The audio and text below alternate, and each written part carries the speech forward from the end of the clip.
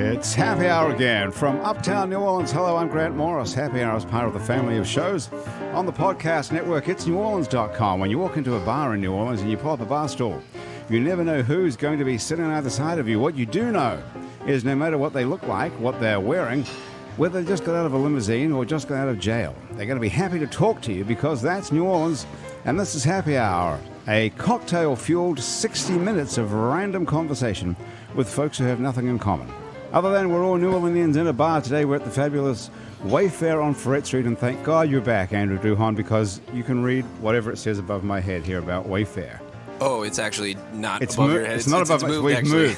We've moved tables. Yeah, it's the Wayfare happy can you hour. see that? Yeah, I sure can. It's 3 to 6 p.m. every day, half off all drinks and half off all starters, which is pretty sweet. Exactly, and Try a fantastic brunch on the weekend. You like the calamari? I'm a big fan. I like nice the arancini. Portion. What is arancini exactly? It's a fried ball of risotto. So the idea was back in the day when Italian grandma had made too much risotto, she'd take a little piece of mozzarella and make a risotto ball around it and fry it, and that's arancini. There you go. Well, you really know something about arancini. I don't know where I got that info from. You might want to check it. Oh, okay, we can look it up. Well, good to see you back. You've been gone for a couple of weeks. Where were you, making a record or wandering around? I was making a music video, and I was trout fishing. Really? Yep. Making a music video. video. And there will be trout fishing in the video. I was just going to ask that question. Excellent. Oh, yeah. Paul Sanchez is here. Hey, Paul, how's it going? It's great to see you. It's great to be back. Not just one of New Orleans' most charming and erudite musicians, but one of New Orleans' most charming and erudite human beings. Oh, you're a lovely I would fella. say. Thank Wouldn't you agree much. with me, Andrew? Absolutely. Yes, Have you heard it's that great guy's to see. speaking voice? Just listen to it. It's I know. graceful. And you've hosted this show before. I have hosted the show. It was a pleasure. You're a great guy. It's great to have you back. It's and I great to see be you have a back. new album. I see there's 2 new albums since we met you last. Yes, I released Heart Renovations in July 31st of last year. And then in Heart January Renovations, or rather April of this year, I released Life is a Ride. So, And I'm looking at Life is Right. I'm holding it in my hand, and I see on the cover of Life is Right is you walking. yeah, isn't that funny? Yes. Is it meant to be ironic? Well, isn't life ironic? Yeah. Whose idea was that to have you walking on It Life was is the Right? artist idea. His name's Eric Gernhauser. He's a great guy and a great graphic artist. Really? Great Yeah. human? Gunhauser. He is. He's a good dad. He teaches Little League Oh, really? and okay. is patient about it. Well, is that how you met him? No, I've known him since we were teenagers, so that's a long time in dog years. It is. It sure is. And Cherie Melancon Franz is here as well. Hey, Cherie, how are you? Well, I love that you said my name correctly. Really? There's a lot of ways to go wrong on that one. So many. What are the main ones that you hear wrong? Cherie, That's Melancon, Okay. Franz instead of Franz. Yeah. Franz. Franz does Yeah. sound better, though. I agree, The way you say it like that. but we're from New Orleans, so we're very yatty. So, we Franz. We can't say Franz. No, Okay, so Cherie Melancon Franz. that's You correct. did very well. That was nice. Don't you think Franz You sounds winced more a bit when you said yes, it. because but I was going to say Franz because that sounds more French. Which it is. But No, Melancon is French. Franz it's is as German. German as you can get. Yeah, right. So you're German and French. Well, you're No, I'm married to German. right. So you're a Melancon, Correct. which is as Cajun as you can get, That is correct. and so is Duhon. That's Duhon. To you, buddy. That's right. Yeah. We could be cousins. It's Duhon You to you, probably Cherie. are cousins. Where is your family from, the Melancons? You know, it's a tricky story because I'm adopted. So, but So am I. from New Orleans. Mark Owens is here too, also adopted. Hello. I'll tell you something that's really interesting. Graham DePonte, the best producer in the world, hooks people up to be on the show, and she's got an uncanny sixth sense of hooking people up who has some weird thing in common. Today, it's adoption, and how many minutes have we been doing this? A minute? 2 minutes? 2 minutes, two and a half minutes. Within 2.5 minutes, we've already got on to the one thing you guys have in common, which is you're both adopted. How crazy is that? That happens all good the stuff. time. Does it really? All the time. I hardly ever meet anybody who's adopted. Well, I don't know, maybe. How would I know? You'd ask. Do you or tell- they'd tell you? Do you tell people that like up front all the time, like you just did now? No, well, yeah. Why Like why do you think you have to say that? Well, I don't think I have to say it, but it's a part of my identity. The issue is everyone, just like you did ask, what's your family history? Where are you from? Like, I have no fucking idea. I was adopted when I was 2 weeks old. So Ancestry.com is a good way to try and track down. Did you some, actually some do lineage. It's sitting on the kitchen counter at home. And mine is on my nightstand. Get the fuck. Really? Hand to God, and it's been at my house for 2 months, and I am nervous as hell to do it. Oh, nice. You haven't. What do you have to do? Spit into it? Yeah, well, Yeah, it's it's a like a whole swab. thing. It's a little processed swab, but you have to be alcohol free, smoke free, Oh, everything free. how- Food, drink, For how- for 30 minutes. I mean, it's not like Only a- for 30 minutes. I know it's I thought I was going to but say that's a like- day. that's like super hard. For 30 minutes, you have to have not had a drink or a cigarette. Correct. or anything else that you could smoke. Nothing. You can't smoke for None. 30 minutes. I can stay high for And it 4 has hours, like so it's a- no big deal. Right. But it has like a giant like exclamation point in red saying like the test won't work if you do those things. And so I'm like, the test costs $99. I don't want to not a mess cheap that I don't up. want to fuck that up. You know what? Right. I would put up the other $99 to do it both ways. Yeah. Actually, to You know tell you what? the truth. We come I'm from not even Jamaica. kidding. I'll You do know it. what? Deal. Yeah, you want to do Deal, it? you're Okay. on. Okay, Yeah. so you get fucked up, and then I'll pay the $99 for when you send it in, Okay, done. and then you do it straight. What difference? Fun. What difference will it make? How? You how came from a different solar system. but how can? That's right. How can alcohol mess up your DNA or chromosomes or whatever the hell they're looking at? For real. I don't need a DNA test to know that I came out of a bottle of booze on a Saturday night. Well, see, they just saved $99. There You want you to go. split? You want to split it with me with the? Can I Cherie's? can I just say something? There's a strong possibility that was conceived in Fat City. That is the worst news of my life. Where did you figure that out from?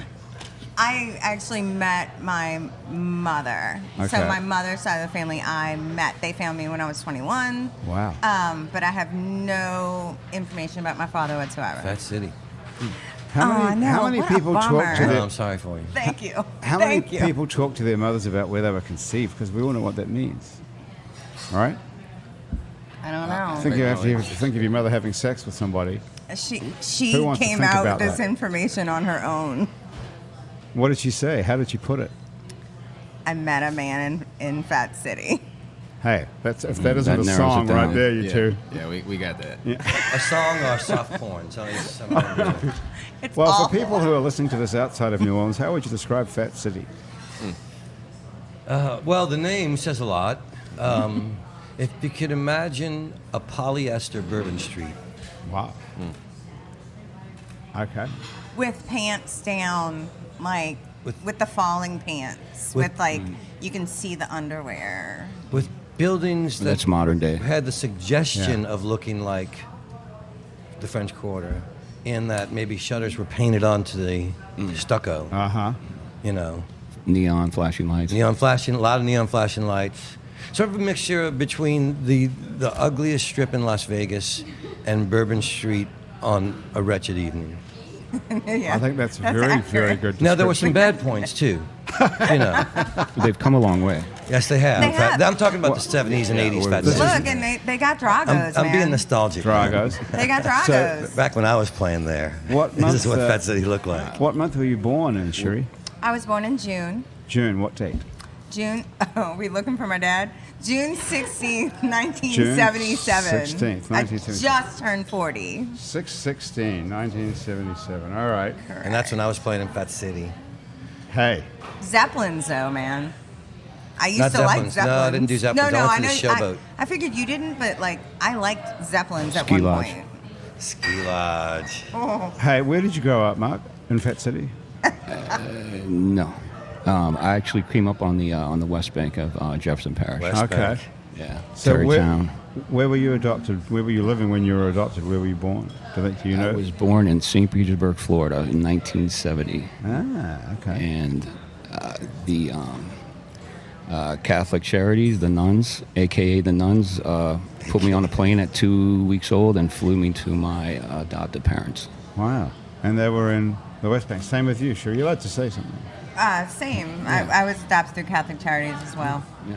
They're pretty tight on their records there. They don't release any of that information. That is absolutely true. Tight So- meaning they don't let it loose, or meaning they Yeah, keep they, it up? They keep it. They don't let you know anything. Really? It's closed. So how did you find out what you know already? Apparently, my parents, my adopted parents, were informed that I came from a large family, many brothers and sisters. My biological parents were older and were not able to to raise another child. So they gave me for adoption. Thank God. How interesting. And have you got a desire to go back and find these people from your birth parents? I've dabbled in that thought process before, but more importantly than finding out other biological blood family members, I chose to find out more about just myself, and that was the biggest thing in my life is finding out about myself. What did you find out? That you're awesome? Yeah, pretty much. If you try hard, you can be awesome. You got to give it a little effort, though. You found out that you can work out. Look at this. I found that out early on too, about 18 years old. How did you figure out that you could do that? I don't think I could look like that. I just got tired of getting sand kicked in my face. Who was kicking the sand? Some asshole. Some little bastards in Jefferson Parish. Yeah. I would call him out right now. Yeah, what are their names? Good idea. Grayson will Facebook them for you. I'll call any names in particular. We'll tag him. Tag him in this post. It's something that if you're looking for it, you can find your way in the gym and build yourself up, build your self-esteem, confidence. Do you think that any of us could look like you? I hope you don't. I could do a lot better than that. I can't imagine looking like that. Because you guys work out. Paul, are you a workout guy? No, I'm not. I mean, this man looks like he could beat up dump trucks for a living. I know. He's a seriously... I used to change tires for a living. That's cool. On Did dump you trucks. really? Yeah. You look like you could rip them apart for a They're living. really heavy, though. I mean, I'm sure that was a... Well, you know what Mark does now? He owns a gym. Nice. That makes That's sense. why he's in such good shape. Mark, who has the greatest probability of these four to look most like you? This is Grayson Jernigan now. This is me. Voice of God. That's a good question. I think probably either of these two. Andrew's the youngest, so he's Andrew's got a the chance. youngest, so he's got a I got a chance. chance. Because Potential. Paul actually was playing in Fat City when you were conceived. We have to get back to that. Yeah, no. Is there any chance? No, there's that no you could chance. Oh, my No. God. Dad. Sadly, no. What? I'm not calling you Dad. Why? Why would there be no chance at all? My band was not popular, and I was not cool. I did not. Is that you didn't? I was not one of the lucky. You went banging chicks after the show? I in Fat wasn't. City? No. Nobody? No. Never Occasionally gave a banged chick a any ride chick? home who Right. slept with another guy. That's so Are you sad. serious? Yeah. That's nice. I was kind of clueless. Yeah, that's sad. What band were you in back then? It was a band called Godot. And one of the reasons we weren't Godot, OT, like the play. And Wow, trust okay. me, in New Orleans in the 70s, it was more like Godot and got it. Yeah. Yeah. That's more difficult than Molaison. Yes, we were nerdy. Yeah. And what sort of music was it? It started out as kind of art rock, and then, of course, it was the 80s, so we turned into a new wave band and Right. had a fight and broke up. Did you write stuff? I've been writing since I was 5 years old. Did you write stuff for Godot? Yeah. Can you remember any of it? Oh, Godot song, good lord. You want to try it? Oh no, that'd be racking the brain cells. That's If you picked up the 30 guitar and years. held it, I bet something would come I back. could sing a Godot song. Okay. You don't have to do It the might whole not thing. be mine. Okay, just do a little bit of it. All right. Okay. What's it called? It's called, if I can remember it, Jesus, this is 35 or 40 years ago. I know. 40 if it was when I was born. Yep, that's right. Dad. Stop. We had a music teacher in college named Mr. Sadlier. Mr. Sadly, And so our guitar player Bobby Stevens wrote Mr. Sadlier, and it, tell us, Mr. Sadlier, what key will it be today? For though we listen, we cannot hear it all. You fill us with analogies, destroy our sense of tonality. But though we listen, we cannot hear it all. We can hear its dissonance, hear you make no sense. We can hear you, please remember when you tell me, Mr. Sadlier. I love it. Okay. Drummer. That is good. It's amazing that you can remember those lyrics. I quite haven't played frankly. it in 40 years. I Yeah. can't believe it. Nice job, Mr. Sadlier. So what happened to Mr. Sadlier, I wonder? He taught till he retired. Yeah. He was he loved music. He was a very eccentric fellow, and we made fun of him way too often. But he taught us all, and he was always had the kind of teacher that had chalk on his face, and Oh, yeah. he was disheveled and unkempt and loved music. Was he drinking? No, he just loved music, and he would get so into it that he'd get into a frenzy on the board writing notes, and he'd make a mess of himself. But he really loved teaching, and he really loved music, and cool. that's why I guess why we wrote about him, and why I still remember him all Do you these think years he's later. part of the inspiration that made you a musician? Well, I think everybody that ever inspired me and frustrated me is part of the inspiration that made me a musician. But Mr. Sadlier, nice to remember Mr. Sadlier. Is he still with us? I don't believe he is. College is a long time ago for me. That was back when they used to have squirrels that ran the generators, so you could have lights in the classroom. Who wrote the song in the band? And Godot? A fellow named Bobby Stevens. Bobby Stevens. He still plays. He plays out at the lakefront at Brisbee's with I believe a group he calls ASAP. Him and the same buddy he's been playing with for 40 years. The guys that were in Godot? Lloyd, I think, was actually a bass player in Godot. So yeah, it was those guys. So you've really come a long way. They're still playing the same stuff. Are they still? I wonder if they're still playing I Mr. doubt that they play Sadlier. Mr. Sadlier. No, they do a lot of covers and stuff. I think he'd be tickled to know that I played Mr. Sadlier today. Yeah, well, we can let him know. He probably Take a hadn't played it listen. himself in a long time. Oh, I'll definitely tag him on Facebook to let him know. Yeah, tell him that you played it. So what are you doing these days, other than that? You've got Life is a Ride. That's the latest one, right? Yeah, that one's a really special one to me. I think last time I was on, we talked about the Threadheads, the people that were New Orleans music fans from around the world that after the flood started a not-for-profit record label. And it was all volunteer. They donated money. Some of them were out of work and could only put up $5, but they just wanted to help. It started with one record for John Boutte. It turned into 53 CDs and $600,000 donated. And the guy he didn't call himself the president, he called himself the head honcho, who had spearheaded all those fundraisers, was diagnosed with pancreatic cancer in November 16. And as he was going through the treatments, he began to get some pretty profound thoughts, and he's not a songwriter, but he wanted to share the thoughts with me and see if I could turn them into songs, and we did. And just as he gave up on Western medicine and went to Germany for some treatments that they didn't allow here, friends of his did for him what he had done for so many people in New Orleans. They raised the money for me to make the record with the songs that we'd written together. And most of the musicians on it did it for free because they'd all had records out on Threadhead Records. They just showed up at the studio and said, "Cancer sucks, I'm here." Susan Cassel sent me an email, said, "Cancer sucks, I'm there." That's amazing. It was a beautiful great project. story. We did it in one day. The young engineer, Nick Gutman, who mixed it, when I went in the next day, he said, "I know he told you it was going to be 2 mixed days. I got the vibe. This is all I'm going to get this done today for you." Did he survive? He was great, man. No, Chris was in New Orleans. He's from Santa Monica. He flew in this weekend. Wow. Because he had to miss Jazz Fest for his treatments in Germany, and he hadn't missed a Jazz Fest in 25 years. So he flew in and saw John Boutte on Monday night and saw me play with Andrew last night, and I dropped him off at the airport. He looked He was great. wearing my shoes. Excellent. even. Excellent. He looked great. Thank you for asking. Absolutely. What's Threadhead? What does it mean? What's that name about? They met on a Jazz Fest chat forum and became friends, and it was people that were coming into town solo, or just looking for somebody to hang with, and meet me at the Congo Square stage for Shorty, or meet me at Miss Lena's booth, their booth, Gotcha, yeah. And eventually they called themselves Threadheads from Meeting on a Thread, and they started having little get-togethers. Okay. Besides the record label, they do because of a typo it's called the Threadhead Pottery, and every year they do a party on Tuesday between Fest, and they have raised at that party in the last 12 years, they've raised over $700,000 that they Holy donated shit. to New Orleans Wow. music-related charities. Yeah, they're great folks. That's awesome. Well, You know, it's funny about those forums right after Jazz Fest. It was really before like Facebook became a thing. Right, and right. so like when I was like trying to get the Lakeview people together, right after Katrina, like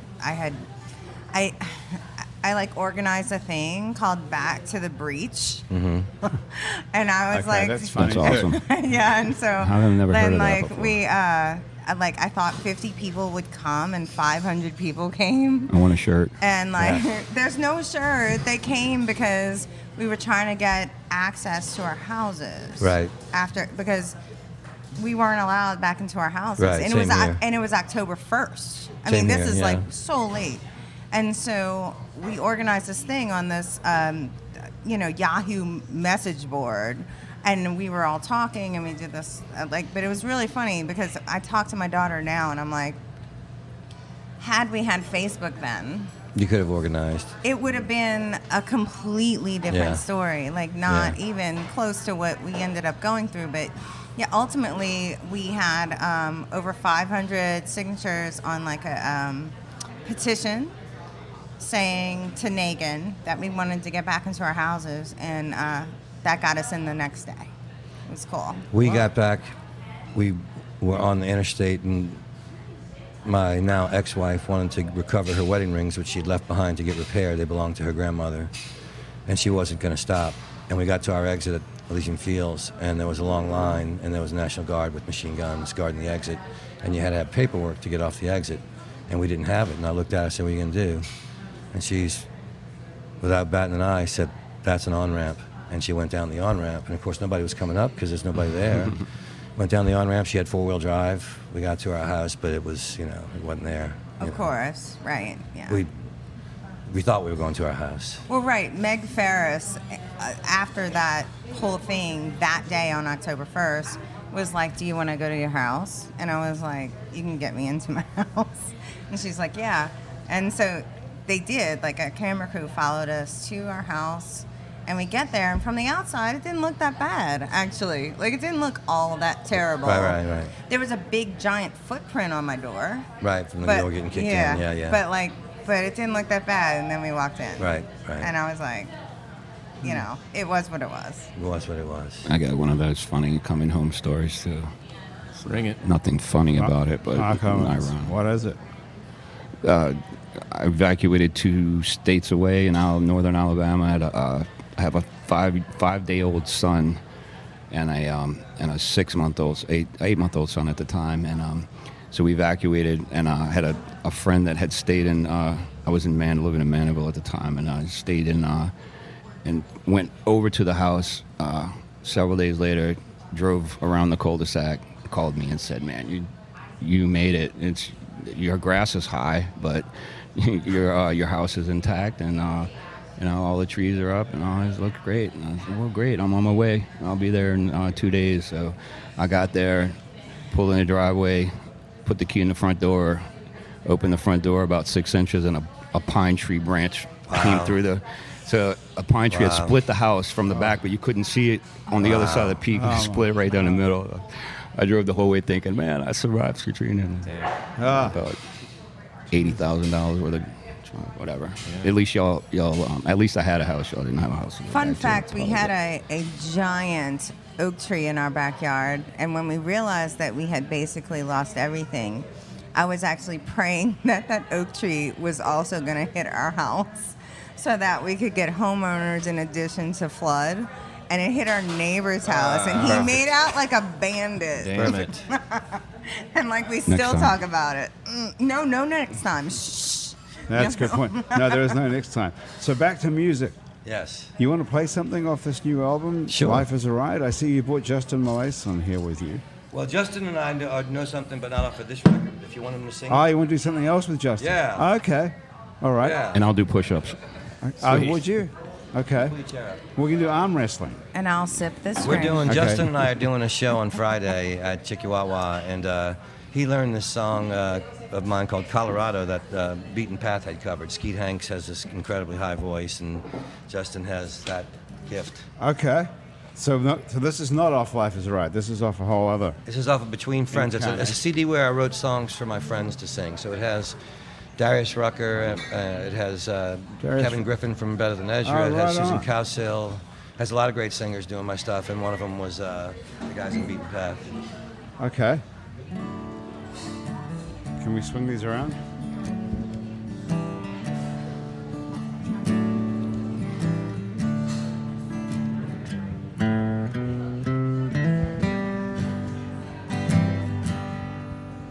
Looked out the window, what did I see? Saw Colorado smiling at me. Snowy white whiskers on a high mountain peak. Crystal blue skies rain down over me. And if I could see clearly, just for a moment, I would know all that was true. If I could see clearly, just for a moment, my heart would still lead back to you.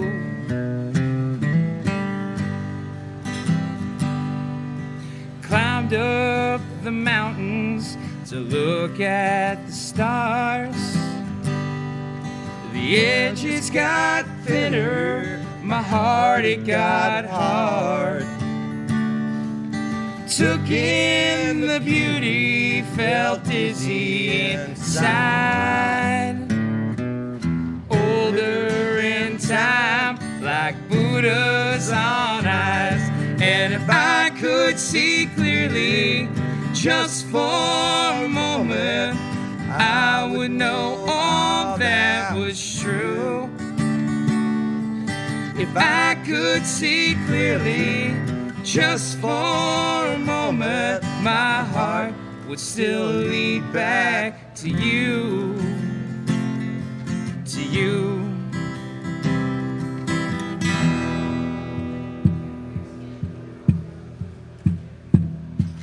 Standing up here like the king of the world, searching for diamonds and pearls. Dove into the mighty Mississippi to see if I could get back to the person that I used to be.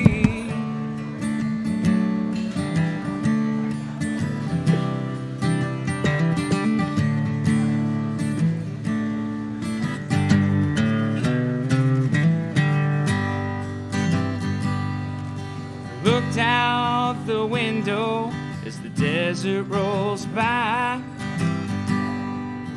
Almost through Texas with tears in the sky. Drive on through Houston en route to Lake Charles, till we soak up New Orleans once and for all. And if I could see clearly, just for a moment, I would know all that was true. If I could see clearly, just for a moment, my heart would still lead back to you. My heart would still lead back to you.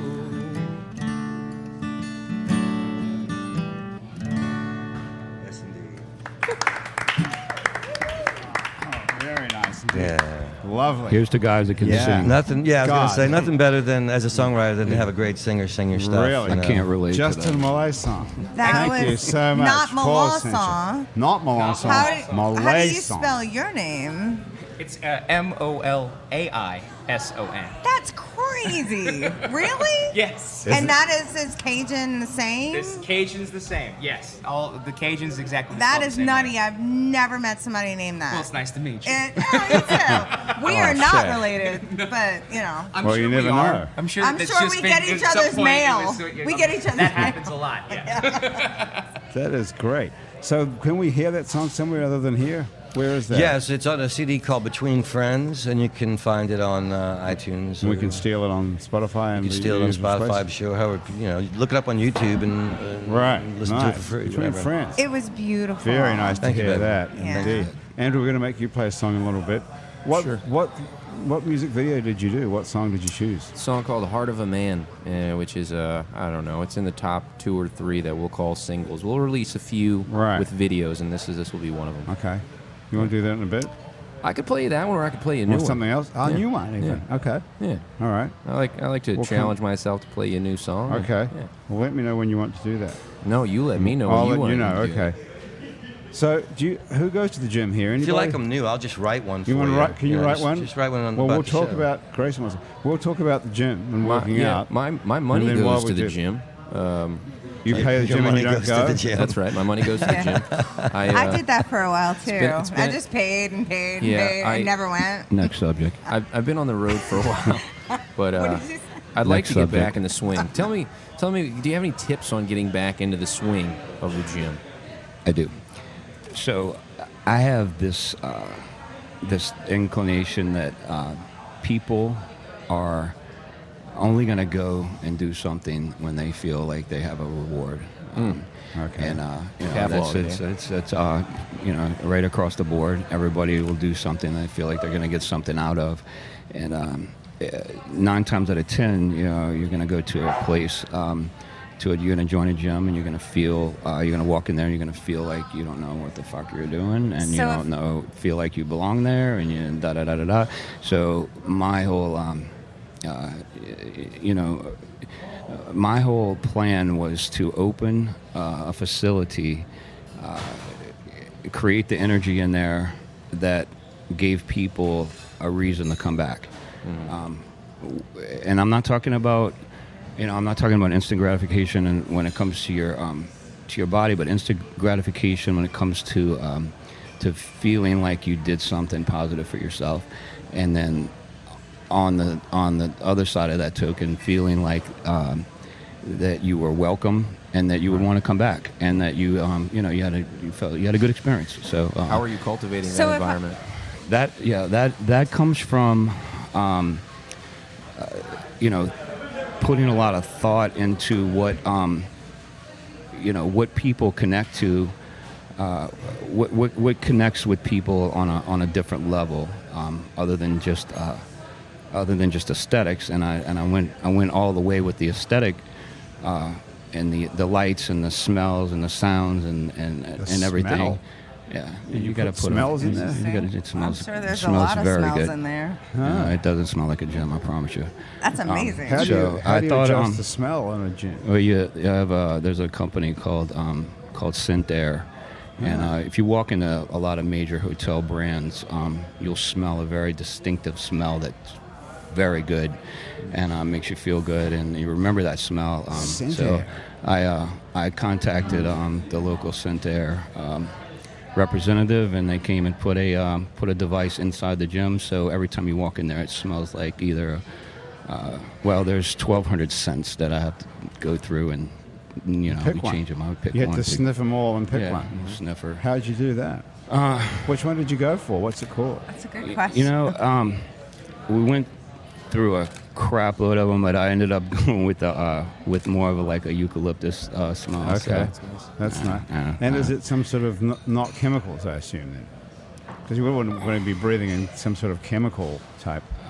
I didn't read the label, but I'm sure there's some type of chemical. But it's very faint, and it's very it's very subtle. It's not something that hits you in the face as soon as you walk in. But after you're standing there for a couple of minutes, you go, this doesn't smell like a gym. It doesn't look like a gym. It doesn't sound like a gym. What does it look like?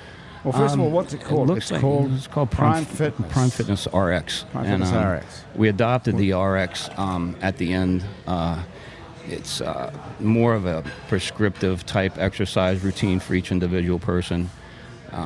As didn't mention before, but my wife and I started as personal trainers about 11 years ago, and built such a following and client base that enabled us to open our own place. And when we did that, like I said, we wanted to give our own take on what we thought a gym should be. So we went up to we traveled the country. We went up to Manhattan, we went to Miami, we went out to LA. We did a lot of reconnaissance on different what people were doing with gyms, and then we did our thing. And our thing is in New Orleans, Louisiana. I promise you won't find another place like it.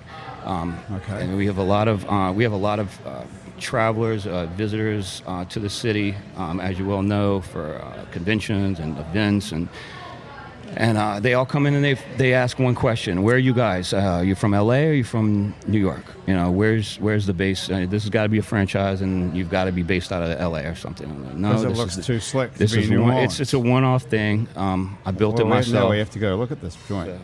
Yeah. So people ask, is it a nightclub? Unfortunately, we don't sell alcohol there, but we have had parties in there on White Linen Night and things of that sort. Okay, now I'm intrigued. Where are you located? I'm wondering if you'll spot me for a couple sets or something. I'm at your service. We're 24 hours facility. Let's just look at the extensive information I have about you here. It's like 5 lines, but 2 of them are lists of names of people who have been to this gym. It says you've worked with notable clients such as, I don't even know who these people are, except until I got to Dave Chapelle. That's a very funny story. A great story. That happened when was he in town at the Sanger? About 3 Just or a 4 few weeks months ago, Yeah, yeah. It's been a couple months. Okay. It's been several months. But we were on the Frenchman Street at the art market Sunday night about 6 o'clock. My wife's brother was in town from D.C. We were shooting Jameson. We were celebrating. We were having a great time. And my phone rang, and and for whatever reason, I answered it. And it's a member of the gym. And Pete says, "Hey, Mark, there's a guy here. He wants to work out." He said the Sanger Theater sent him over. Well, I have a working relationship with the Sanger Theater. They send the talent over, and we usually comp the the talent for tickets or whatever. That's something very like that. cool. Yeah. So just a perk of the job. So anyway, so I said, well, who is it? And what company is it? What production is it? And he said, I don't know. And I said, well, can you ask him? And he said, well, he's on the treadmill. I said, well, get him on the treadmill. Let me talk to him. So he hands the phone to him, and he says, hey, Mark, this is Dave Chapelle. And I put the phone down to my hip, and I said, man, who is fucking with me? And so I came back up on, and I said, who is this? He goes, Mark. In Dave Chapelle. Mark, this is Dave Chapelle. I'll be right there. So I ran, knocked like 3 old ladies over, and got in a cab and went to the gym, and there was Dave Chapelle standing there. And he looked amazing. He'd been working out for a year straight, 7 days a week. Wow. Well, he hasn't been working for a long time. Yeah. Well, I don't know what his he quit. his touring schedule He quit is, everything, and I guess he just worked out every day. Yeah. How? Awesome. So did you hang out with him? Did you work out with him? I trained him. He was in town with Chris Tucker, and they did a stand-up at the Sanger about 5 nights. And I had the opportunity to train them. Did some resistance training, some suspension training, and and then I hooked him up with a seriously best ever gift bag for his stay here, and gave him a key to the place, and let him work out for the week. So All right. It was Good story. it was good little experience. I met him in the late 90s. He had done a show at Tulane, and I brought a VHS copy of Half Baked with me with a Sharpie because I wanted him to sign it. One of the things that I lost in Katrina that hurts my heart so bad. But when he was doing a set, I was like, I don't know, 3 rows in, like I was super close, and he asked like, who in the audience like feels bad for Monica Lewinsky, and I was the only one that raised my hand because I'm like, I think she got a bad rap. I don't think that's cool. And we had like banter back and forth, and then we met after, and it was amazing. I was the only one that brought anything for him to sign, like the only one. And keeping the world Did small. you bring him anything for him to smoke? I was in Cowboy Mouth had a song in Half Baked.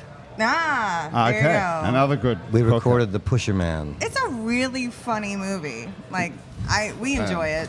I don't know. It used The to old be on all Steppenwolf the song, time. yeah. They used to be on TV all the time. Half baked. God Remember? damn, The Pusher Man. Right. Yeah, it's really funny. Anyway. That is a small world. So, Cherie, how did you get? So, you have your small business as well. I You do. started off. You have a business called Thinkerella. Curtis Mayfield, that's what I was trying to think of. Curtis Curtis Mayfield. Mayfield. You know, sing a song named Pusher Man? That's right. I'm your Pusher Man. Uh-huh. This is a different one. This is the Okay. Steppenwolf version, yeah. So I've owned Thinkerella since 2014. I started out, my daughter, I brought her to, I had booked her a princess birthday party on the North Shore because there was a Groupon. So depressing. And so I brought her over there with a bunch of her friends, and I'm watching them get their makeup put on, get like spa treatment, their nails done, and I'm sitting there and I'm watching it and I'm thinking, oh my goodness, what am I doing? Get these girls a tattoo.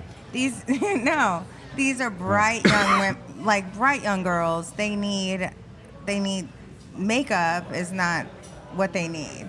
Like that's not what they need. How old were these kids again? Annabelle was 11. Well, that's a good age for makeup. And so they get made up. I bring them to a pizza place, but the whole time I'm mad at myself. And so the drive back from the North Shore, I'm thinking, how would I do that better? What would I do? And I thought, well, instead of spa robes, I would give them lab coats. And instead of, spa masks, I'd give them safety goggles. And I came home and I told my husband, I said, I want to start a business, and this is what I want to do. And he's like, okay. And we talked about it for a little, and he said, let's talk about it tomorrow morning. So I said, okay. I went to bed. The girls are giggling the whole night, like they slept over. And the next morning, like overnight, I came up like with Thinkerella. So I wake up, and I'm like, it should be called Thinkerella. And my husband's like, yeah, you need to go ahead and check to see if that is copyrighted, like immediately, Good or advice. trademarked, like whatever. And I go and I look, and it wasn't. And so he immediately was like, do it now, apply for it now, do it now, immediately. And so I did. And so I started my business. Kay. Well, can you tell us a little bit of what exactly is it? It's a it's a STEAM company. So we do science, technology, engineering, art, and math for kids 3 to 13. They all get like little lab coats and safety goggles, and we do like science experiments that are super safe but fun. No fire? No fire, no. Is this like a birthday party? That's not fun. Well, it started as a birthday party venue. Actually, Kay Morrison, that owns the Occasional Wife, was wonderful to me and allowed me to rent from her on the weekends. And so, and she charged me $40 a day. All Any right. day I used it. I could have got it for you wholesale. And I walked to her. Why do little girls want to be dressed up as scientists instead of getting makeup done? Because it's much cooler. Is it? Yeah. Do they think that? Do little girls think that? Yes, they do. You dabble in the arts as well? Yeah, so that's the thing. So the art component comes in where it's something that might be too dangerous for us to do. So like fireworks, for example. We'll do a firework art project, but then they'll also get to learn all the components of fireworks, like how they're made and like what they're used for and like how that goes. And so it works really well. Right now we're in the middle of Thinker Kids Camp. I mean, that's what I was about to say. So it morphed from a birthday party venue to doing scout sessions and general sessions for everybody to Thinker Kids, which is my after-school program that's been in over 24 schools across the city. I have 3 different programs, pre-K through 1st, 2nd through 4th, and 5th through 7th. And who's paying for this? Do you pay like as you go, like kids? So the parents pay for the program right now, but this year, I have teamed up with a nonprofit that is going to allow me to get into inner city schools and public schools so that the parents don't have to pay for it, which has been the goal all along, but I had to start where I had to start. Right. And then, so that would be paid for by the school board or the school itself? I'm not 100% sure. Because Grayson that's their can call up Private find that out. that's their job and not my job. Like we just work together. But their job is securing the financing. And So when you send your kid off to school, you presume that they're going to learn some sort of science, though, not after school. But they don't get to play with fireworks. No, actually, a number of public schools have cut science. No, Yes, that's crazy. that What are you is happening. They've cut I can science. I've believe heard that. of cut arts. No. They've They cut. have cut hand to God, Science. cut science. It's a shame. It's awful. What And are the funny names thing of these is, schools? I would like to find I out. am not telling you that. Do you know the names of them? I do. I'm not telling You you have to that. tell me the name of a school in New Orleans that cut its science program. I'm not going to tell you. I'll- but I'll- that's That would be okay. front page news But, if we had a newspaper that cared. But the great thing I'm about not the surprised. program is that Really? they get little lab coats, they get safety goggles, so it's almost like they become The little president scientists just immediately. just appointed the head of NASA a non-scientist. The President of the United States did that. I'm shocked to hear that, really. President appointed a are you? non-scientist Who to the head of did he NASA. appointed a non-scientist the head of NASA? Who would that be? What did he do before he became the head of NASA, this guy? I don't recall his name, but it was in the news Something to do like with 2 Wall days Street? ago. It was 2 days ago. Elton John. I think it was a rocket man. He was. Right. That'd probably be a good idea. Yeah. Wow. Okay, so Sir Elton John. public schools in New Orleans are cutting science. That's the big headline, I think, from today's show. That's not a good headline. No, but sure. I just can't believe it. I'm surely you've Yes, been. it's How many of happened. these drinks have you had? 4. Two. Two. That's all. Okay. 2 drinks. 2 Diet Cokes. After 2 drinks, you're believing that's No, that absolutely happens. Like, I'm not even lying. But why wouldn't you tell me the name of the school then? Is it why? Because What's I'm the not secret? doing. Because I'm not. But why is it a secret? She wants to do Nobody business with listens to them. this. Don't Yeah, worry. because I want to do No, business. only Andrew's mom was listening. Because I want to do business with those schools. I would think they would have to do business with you because they're not teaching science anymore, so they're outsourcing it to somebody. Do you have a bus or something that shows up? No, so Just you? I actually hire the teachers at the schools to facilitate the program after school, 1 Okay. hour a week, usually for 12 weeks during a semester. And since I started the program, which has been 2.5 years, I've paid over $60,000 in supplemental income to teachers. And so the good thing is they don't get paid enough. And so That's I cool. pay them extra. And Oh, so, that's cool. yeah, it is Yeah, very, that is cool. that's So actually, it's like extracurriculars for teachers. I mean, yeah, and they get money. Well, right. Right. How And do these teachers know what to teach? How do they if they're not teaching science in school? I actually Oh, you have a hire. I syllabus? hire certified teachers to write my program, and I have over 300 science experiments in my bank. I've that got I can 300 in pull my out. bathroom, actually. But like 300 in my bank, so Petri? I'm banking them. I keep paying for it. And Why I don't keep you banking open a them. school? I don't want to open a school. I want to. I would actually like to expand more in Louisiana and then eventually national. It's like a camp, right? It's like I have a camp. I have a 2-week camp happening right now called Thinker Kids Camp. Well, I have you're a- very calm if you've got a whole bunch of kids and they're in camp and you're just here having a few cocktails. I pay teachers to run the camp. Oh, really? That's what I call She doesn't mom, drive mom them of the home. year. Well, I have a son that's 10 and he has autism. And I have a daughter that's 14 that now was just diagnosed with a heart condition. So Oh, my goodness. I have reasons to not be there all the time. But Right. yeah, but What sort of heart condition does she have? you know, it's called POTS, and if you're gonna ask me to tell you what that acronym Oh, it stands stands for, for I can't do something? it. Yeah, it does. But- P-O-T-S. Pulmonary. correct. Pulmonary? Yeah, Mm. Very I good. really don't know, honestly. Like I'd have to pull it up, Grayson will and tell somebody you in a else minute. has my phone. You don't have a but- researcher sitting somewhere over there? like, Grayson's doing on the all- case. He's going to tell us right now It what. stands for postural. The- Oh, geez, this is. How'd you say this? Postural orthostatic Tachycardia. Tachycardia syndrome. There you go. And what are the symptoms of that? She's High raised heart rate? She's tired. High heart rate. Actually, she's on a blood pressure medication that she takes 3 times a day. And She she's had to- 14. Correct. Oh, my God. She had to poor up her kid. salt intake.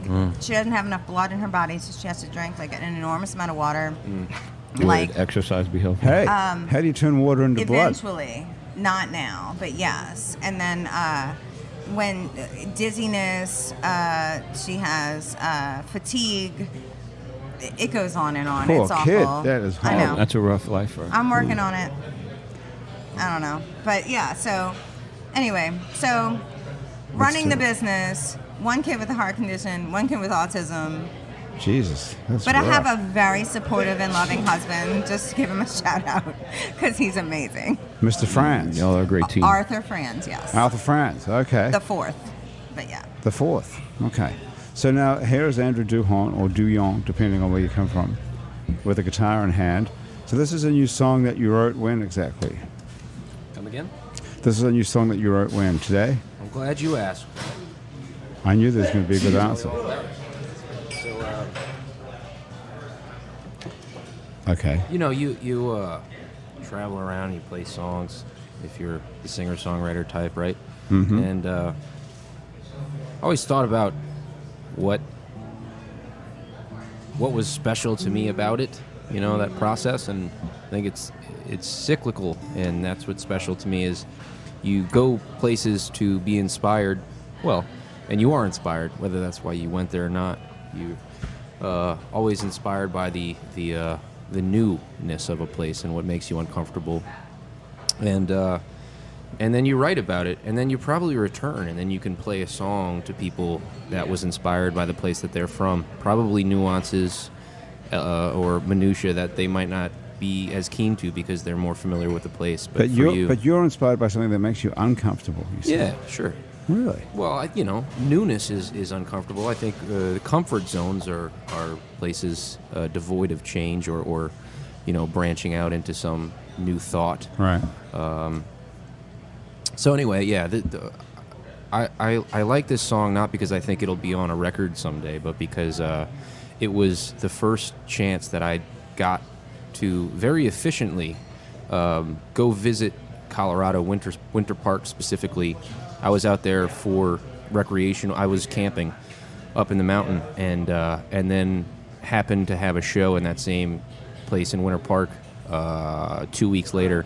And I just had a thought while I was up there, so I wrote it down, and I wanted to make sure to write a song or have a draft by the time I came to Winter Park to play it, because I thought, that's an interesting thing, I think, to be a visitor and write from a visitor's perspective about someone's home. Right. So this is that.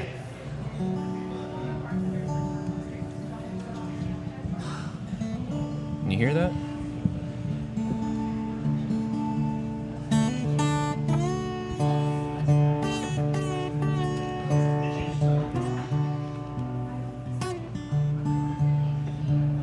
I come down from the mountain, down from my time in the woods,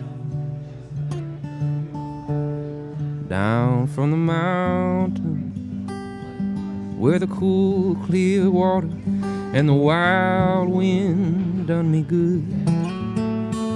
I only brought a week's worth of supplies, but I'm fairly sure that I could have long since survived on what nature does provide. Maybe so, but never mind. I've come down from the mountain, down from that switchback road. I come down from the mountains where I'd never seen so many stars aglow. I'd only brought a week's worth of supplies, and now I'm back in Central Time, where all these worries fill my mind. And now I miss the fireside, and I'm wondering why I've come down from the mountains.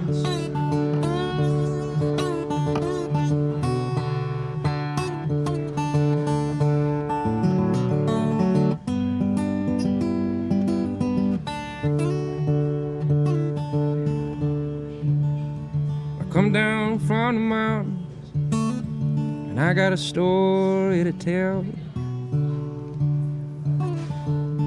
Down from the mountains, with this little song I've been whistling to myself.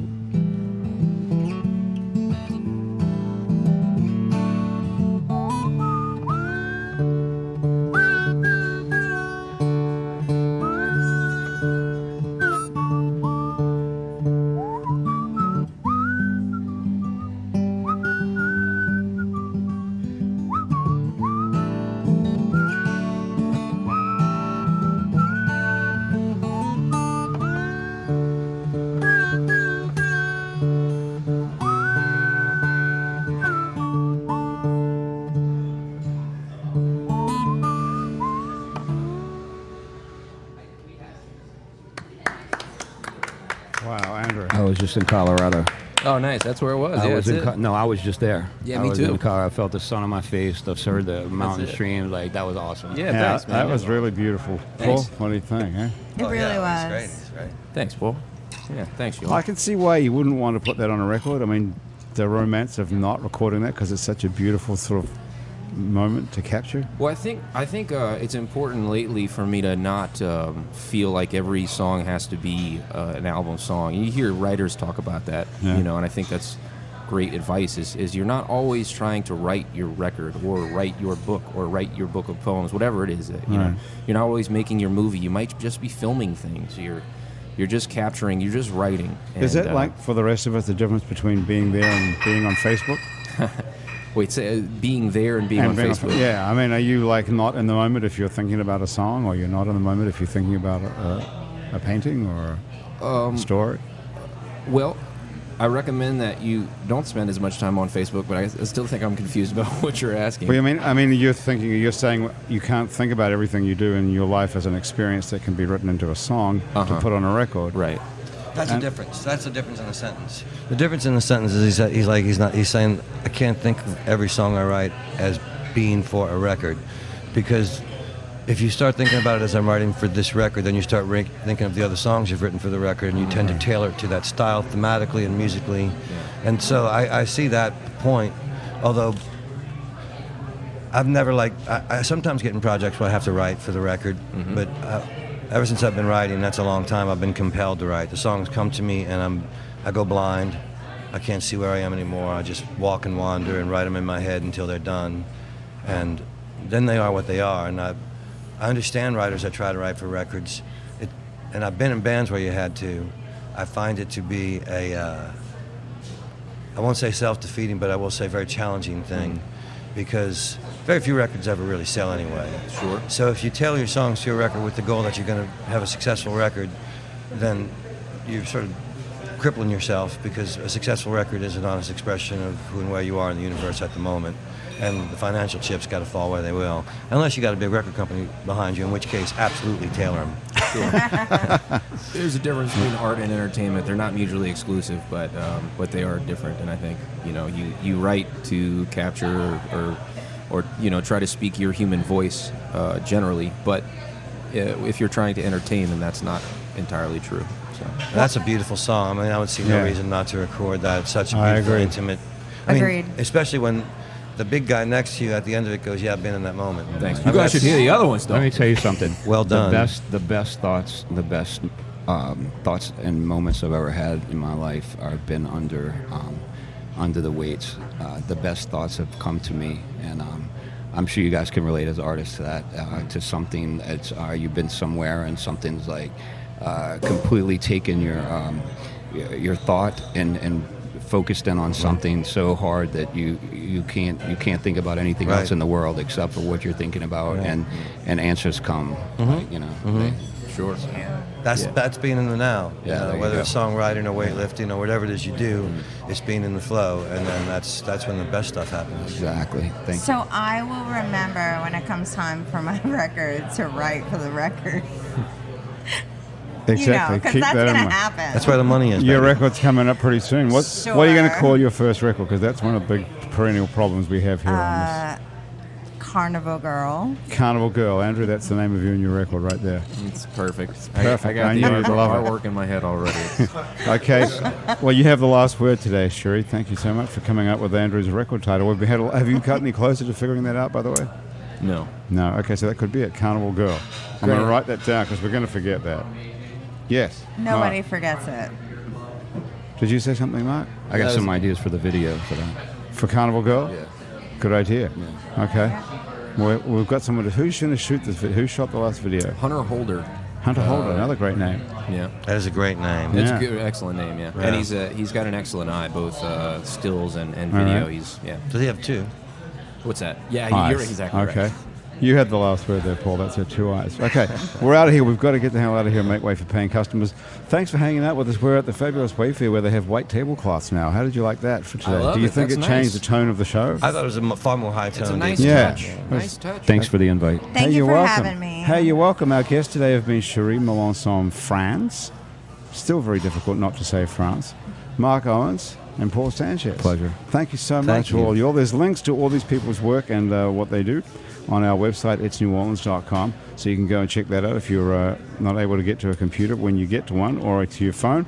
Go check it out. Thank you to Basics Swim and Gym, where you can get a full range of yoga clothes and fashion swimsuits, along with bikinis. Poolside wear at Basics Swimming Gym right next to the lingerie store, Basics underneath on Magazine Street. And thanks to the Hangover Destroyer, the only all-natural product medically proven to prevent a hangover, which you can find at hdestroyer.com, their website. And if you write Happy Hour on the coupon code, you can get 30% off of your first order of Hangover Destroyer, and you too can seize the dawn. Thanks to Graham DePonte, who produced our show, and our associate producers Alison Moon and April Stolf. Christian Unruh is our music director, and John Valois is our music producer. Our technical director is Thomas Walsh, and our live feed directors who put all this on Facebook Live are Asher Griffith and Grayson Jernigan. Our theme music was written by and is currently being played by Mitch Foreman. If you'd like to be on our show and you can stay upright for about an hour while drinking cocktails, drop us a line. Our address is on our website, itsneworleans.com.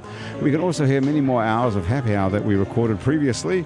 In fact, hundreds of them, along with some other shows that we make here, including Out to Lunch with Peter Asciuti, live from Commander's Palace, True to the Game with the very funny Chris True, Midnight Menu +1 with Margot Moss and the man who ate New Orleans, Ray Canada, along with Louisiana Eats with Poppy Tucker, and the podcast about Death the Podcast. You can also find other great Louisiana podcasts at Acadiana.com and it's BatonRouge.la. You can keep up with us on Facebook and Twitter and a bunch of other time-sucking social media as well. And all of it we're called It's New Orleans. You can find photos from this show on itsneworleans.com and on our Facebook page. These photos are taken by the fabulous Alison Moon, who also made us lemon cupcakes. If you're listening to this on your favorite podcast app, take a moment to stop and rate and review us if you'd like. That helps other people find us. Our show is recorded live today at the fabulous Wayfare on Ferret Street in Uptown New Orleans, where they have a 3-hour happy hour here every day and brunch on the weekends. Happy Hour is a production of INO Broadcasting for itsneworleans.com. For Andrew Duhon, everyone else around the table here at Wayfare and back at our office at INO Broadcasting, I'm Grant Morris. Thank you so much for joining us.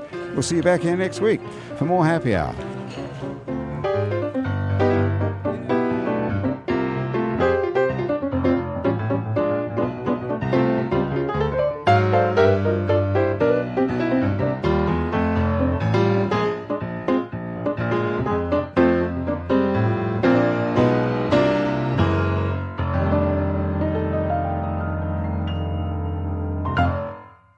Celebrate Venus Fashion Week and discover the new fall fashion collection while saving at Venus. This weekend only, spend $100 and get an additional $15 off. Spend $150 and get $30 off. Just go to Venus.com and use the promo code SWEATER to save today.